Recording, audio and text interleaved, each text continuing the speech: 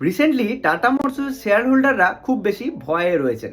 Because আজকের দিনে আমরা যদি মার্কেটে টাটা মোটরসের শেয়ারের এক একটির প্রাইস লক্ষ্য করি, তাহলে দেখবো যেখানে 1,000 টাকার বেশি প্রাইস চলছিল, সেখান থেকে হঠাৎ 400 টাকারও নিচে প্রাইস চলছে।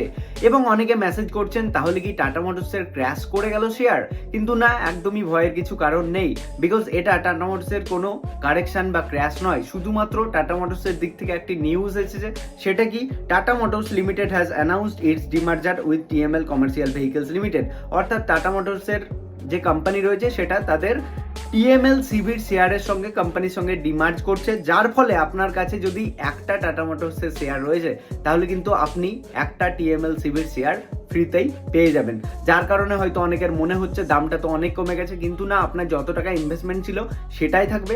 শুধু পরিবর্তন হবে কোথায়, আপনার টাটা মোটরসের একটি শেয়ার থেকেই যাবে, সেটার দাম অনেক কম দেখতে পাচ্ছেন, কিন্তু তার সঙ্গে সঙ্গে আপনি টিএমএল সিভির আর একটি শেয়ার এক্সট্রা পেয়ে যাবেন পোর্টফোলিওতে। তো এটাই হচ্ছে নিউজ। তো এরকমই আপডেট পাওয়ার জন্য চ্যানেলটিকে সাবস্ক্রাইব করে 5 টাকা বেল আইকনটিতে প্রেস করে দিন।